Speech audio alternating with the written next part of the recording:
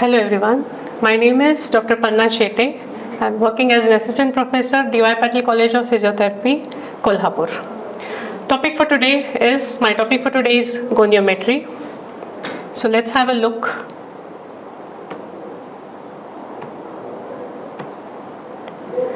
So today we'll be learning about the objectives, introduction, types, factors affecting range of motion, end field, anatomical landmarks, and how the placement of goniometer for different joints.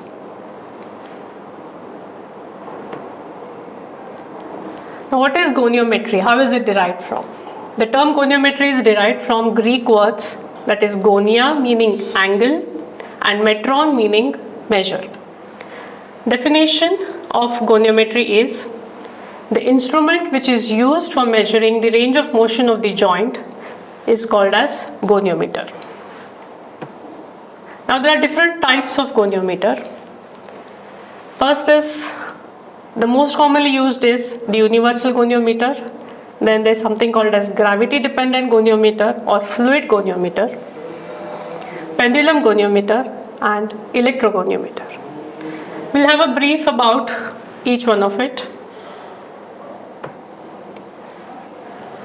Now this is a picture of the plastic and metal goniometers. These are universal goniometers. The one on the left side is your full circle goniometer, whereas the one on your right side is the half circle goniometer. So these are called the full circle goniometers, whereas these are the half circle goniometers. The small ones are used for finger goniometer, for measuring finger range of motion.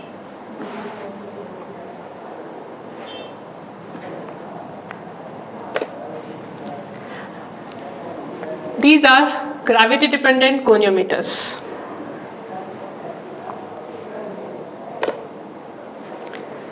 Universal goniometer. Universal goniometer was designed by Mr. Moore. It is the most common variety of goniometer which is used universally. It has three parts, that has a stationary arm, movable arm and a body. It also has a fulcrum. Let's go back here. Now this is the stable arm, this is the movable arm, this is the body, or also called as the protractor, where we measure the range of motion in degrees, that is 0 to 180 degrees, and the same again 0 to 180 degrees. This is the fulcrum. Shall I repeat again? This is the stable arm, this is the movable arm, this is the fulcrum, and this is the body or the protractor, where measurements of the range of motion, joint range of motion is taken in degrees, starts from 0 to 180 degree and vice versa. Stable arm, it is extension from the body of the goniometer. It does not have any motion, that's why it's called a stable arm, because it does not move, and it is usually aligned with the proximal segment of the measuring joint. Whichever the segment that is nearer to the joint that is to be measured, the stable arm remains aligned on that segment. Movable arm is aligned with the distal segment of the joint that is moving.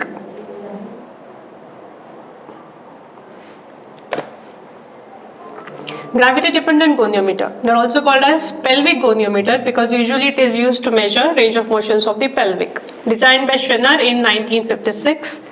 It has a gravity affecting pointer and has a fluid filled chamber with air bubbles.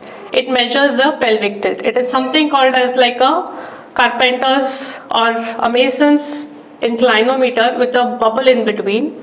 So where that is, it measures the tilt in the pelvis. Pendular goniometer is designed by Fox and Van Bremen in 1934. It consists of 360 degrees protractor with weighted pointer. Next is electrogoniometer. It is designed by Karpovich and Karpovich in 1959. One is attached with proximal segment and another part is attached with the distal segment of the measuring joint.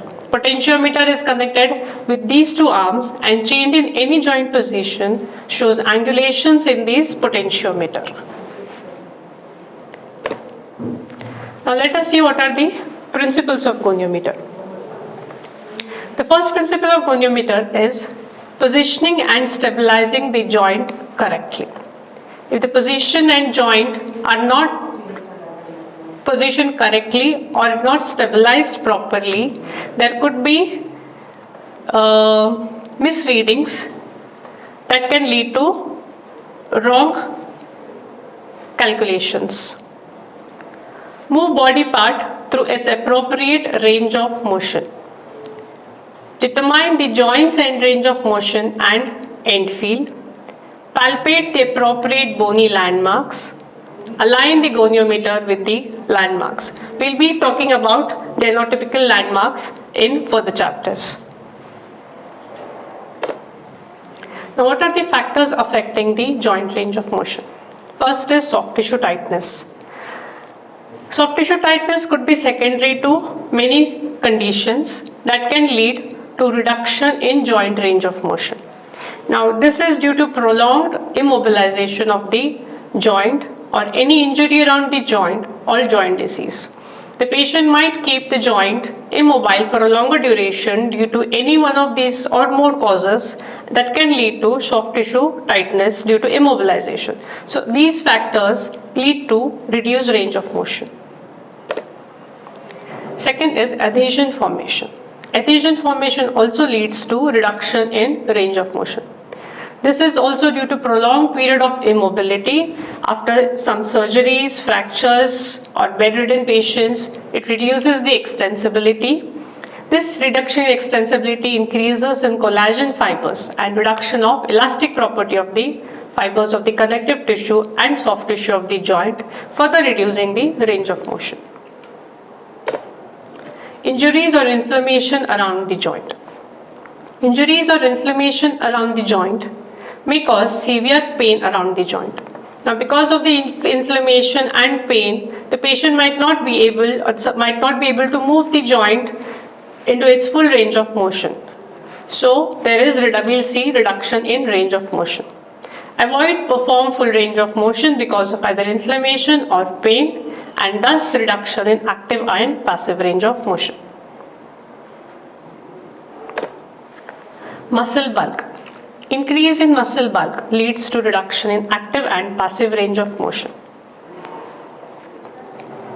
Sex differs in male and female. There is differentiation of range of motion in gender-wise. It's different in males and females, where females have increased flexibility than male. Age. Range of motion is more in infant and childhood due to non-fusion of the bones. With adulthood, the range of motion decreases, and obviously the range of motion decreases more due to non-exercises, the person doing no exercises, or then old age range of motion increases due to hypotonicity and reduction of muscle bulk. Nervous system. Affections in nervous system also leads to changes in range of motion. For example, upper motor neuron lesion leads to spasticity. Spasticity is where the muscles get tight and hence there is a reduction of range of motion. Low motor neuron lesion leads to flaccidity, hence there is increase in range of motion.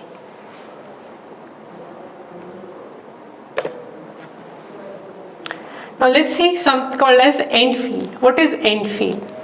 End feel is defined as a feel of a joint that is observed after giving an overpressure at the end joint range of motion.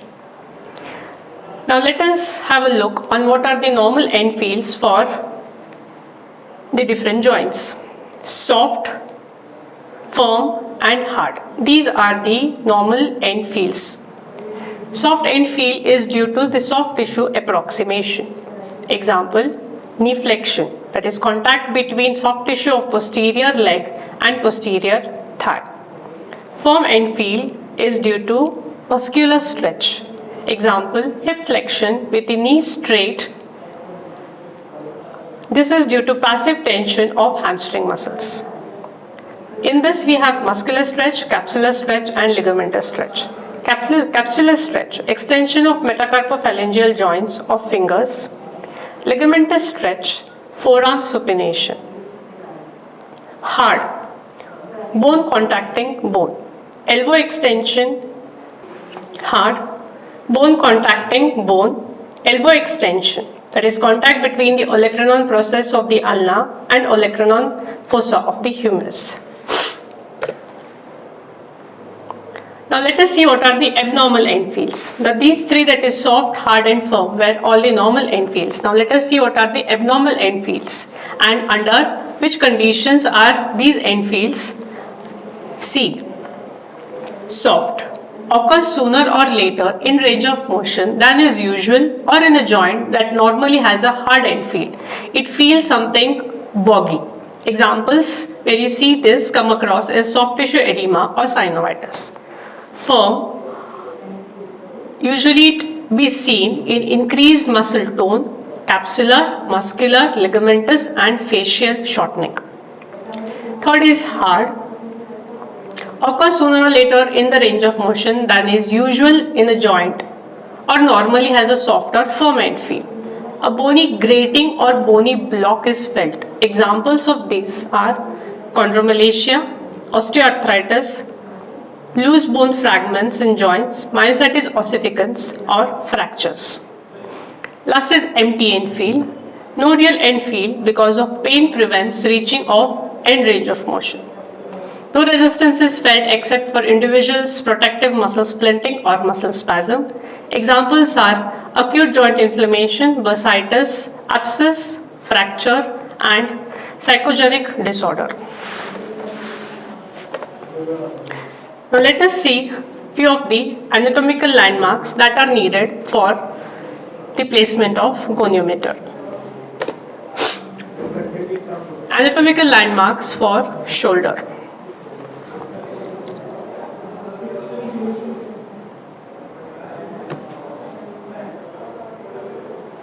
Okay, so this is the sternum, these are the ribs, this is the scapula, this is the humerus, this is the clavicle, here comes the greater tubercle of humerus. This is the acromion process and this is the coracoid process.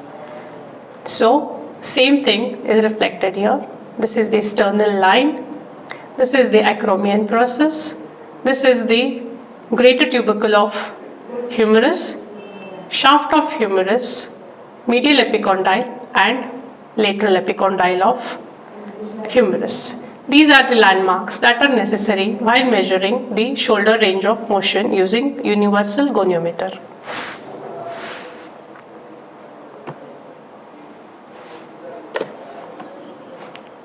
Lateral view. This is your axillary line. This is the greater tubercle of humerus, medial epicondyle and lateral epicondyle. This is the olecranon process. This is the medial epicondyle, this is the olecranon process. Anatomical landmarks of arm and forearm.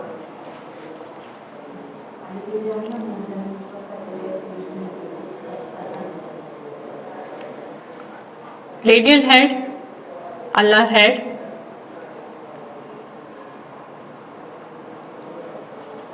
medial epicondyle. So the lateral radial styloid process and ulnar styloid process, radial head, lateral epicondyle of humerus. Radial styloid process, ulnar styloid process and lateral epicondyle of humerus.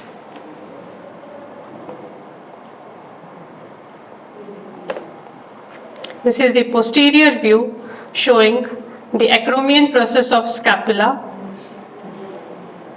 lateral epicondyle of humerus, radial head, olecranon process, radial styloid process and ulnar styloid process. Let us take a look back again for upper arm, shoulder, anatomical landmarks, sternum, acromion process, greater tubercle, shaft of humerus, medial epicondyle, lateral epicondyle of humerus, lateral view, greater tubercle of humerus, axillary line, lateral epicondyle of humerus, and olecranon process. Anatomical landmarks for forearm, lateral epicondyle of humerus, radial styloid process, and ulnar styloid process.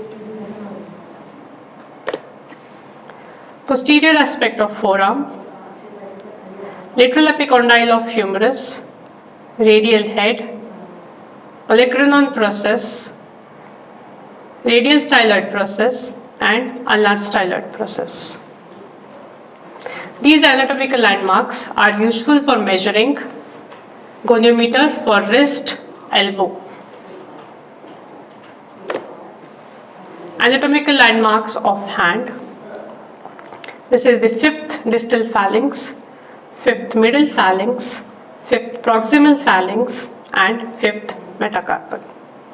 Fifth distal phalanx, fifth middle phalanx, fifth proximal phalanx, and fifth metacarpal. First distal phalanx, first proximal phalanx, first MCP joint, first metacarpal, trapezium, scaphoid, and radial styloid process. This is second metacarpal and second MCP joint. For the hip, ASIs or anterior superior iliac spine, femur, patella, tibia. Line of femur, patella, and tibia. These 2 points are the anterior superior iliac spine of the pelvic bone. Lateral aspect, head of fibula, fibula shaft, lateral malleolus, and fifth metatarsal.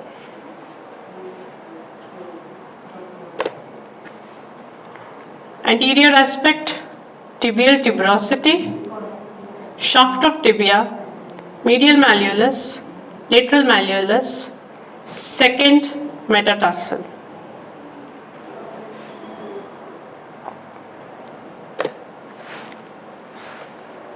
Posterior aspect, medial malleolus, lateral malleolus, tibia, and calcaneus.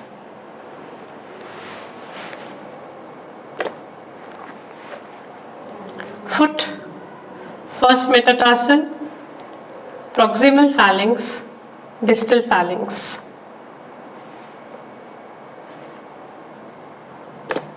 Now let us see some anatomical landmarks on face and cervical region. This is called as base of nares, which is just below the nose. This is auditory meatus near the ear, and behind is the mastoid process that has a bony prominence. Tip of chin. Here is the sternal notch, that is a dip on the superior aspect of sternum, and this is again tibial tubercle.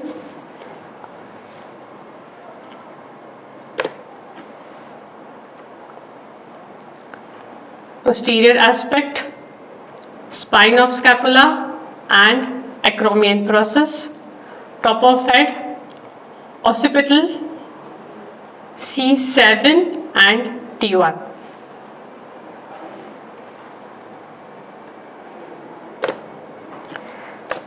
Now let us see the different positions for measuring range of motion using goniometer for different joints.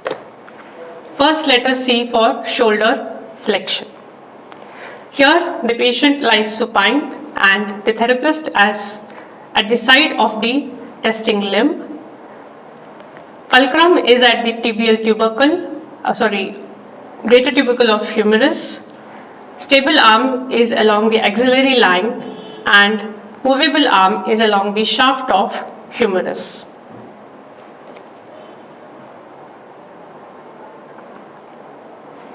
Starting position is patient lying in supine with 0 degrees of shoulder abduction, adduction and rotation, elbow in extension and palm facing upwards or towards the body.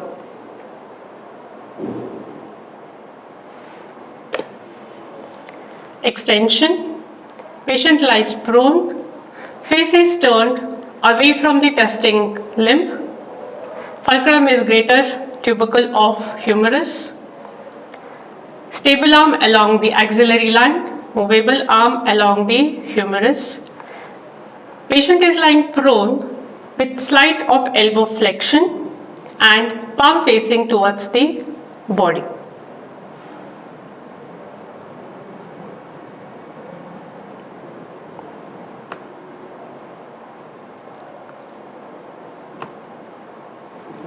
Now let us see for shoulder abduction. Fulcrum is at the acromion process. Stable arm is along the axillary line and movable arm along the humerus. Patient moves into full available range of motion for measuring abduction away from the body.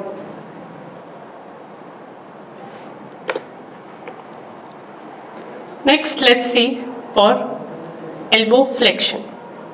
Here, a towel is placed under the humerus for maintaining alignment and prevention of, and so that the goniometer the surface does not prevent full elbow extension. So that is a reason a small towel is placed under the humerus. Fulcrum is at the lateral epicondyle. Movable arm is along the line of radius and stable arm is along the lateral aspect of humerus. Patient is lying supine. Supination and pronation. Patient position is sitting with supported, elbow supported and elbow in 90 degrees of flexion, free moving wrist. Fulcrum is at the styloid process, ulnar styloid process and movable and stable arm perpendicular to the assessing plinth. The patient actively pronates the wrist and therapist moves the stable movable arm along the joint range of motion.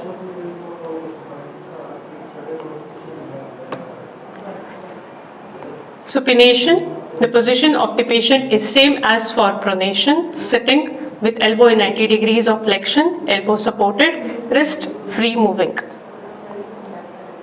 The therapist takes the fulcrum at again ulnar styloid process, movable arm and stable arm perpendicular to the surface and moves the movable arm along the range of motion for supination.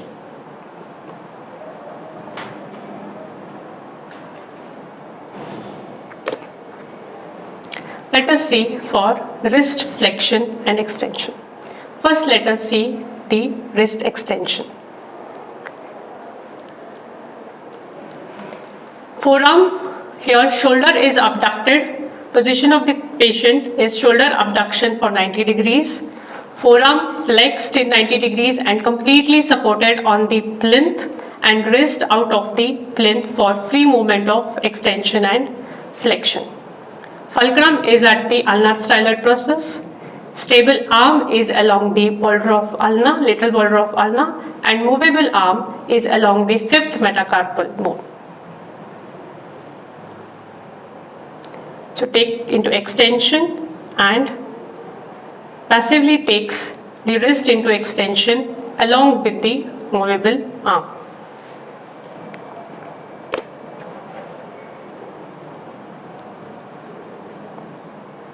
same alignment remains for wrist flexion. The therapist moves the movable arm from the neutral position into full available range of motion for flexion.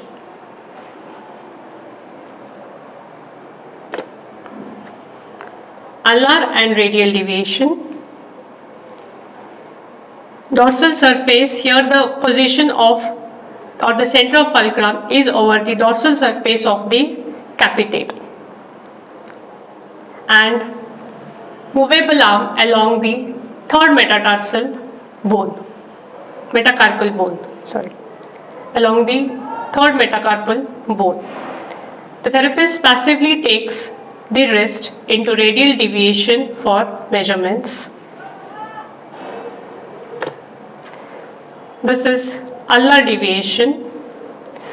The alignment of goniometer remains same as for radial deviation. Fulcrum is at the capitate, stable arm along the forearm, movable arm along the third metacarpal bone, and passively therapist takes the subject's hand into ulnar deviation to check the available range of motion.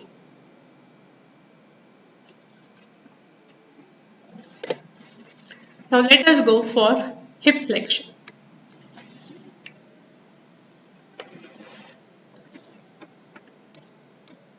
Let us see measurement for hip extension.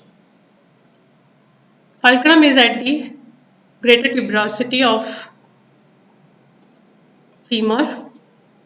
Stable arm is along the pelvis and movable arm along the femur.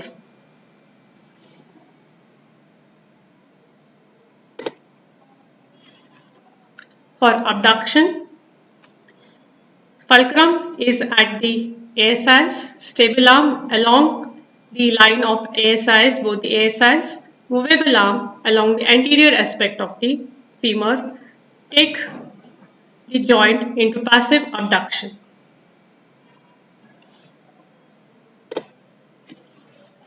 Let us see for external rotation and internal rotation. For external rotation, the fulcrum is at the patella and movable and stable arm at the line of or shin of tibia. Move the movable arm along the internal rotation by taking the limb outside. A small cloth is kept under the thigh for alignment of the femur along with the knee.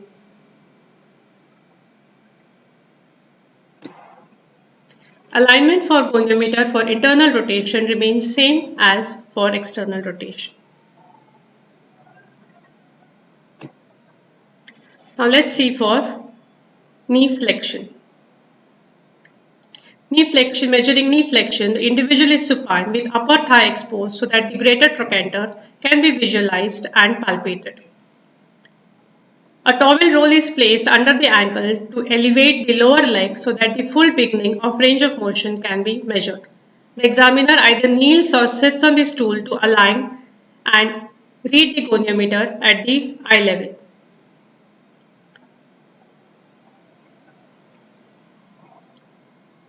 Fulcrum is at the lateral epicondyle of femur. Movable arm is along fibula head and stable arm is along the femur.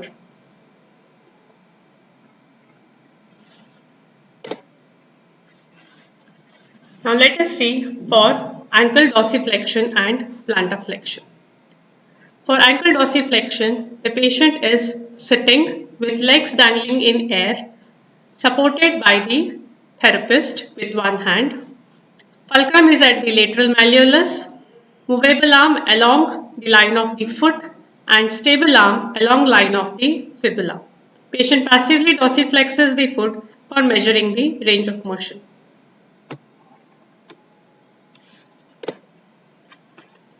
Let us see the alignment for ankle plantar flexion. The goniometer alignment remains same for ankle dorsiflexion, same as for plantar flexion. Fulcrum is at the lateral malleolus, stable arm along the fibula and movable arm along the line of the foot. The therapist passively takes the foot into plantar flexion for measuring the joint range of motion. So these were the different ways and alignments to be used for measuring goniometer for different joints in our body. Thank you.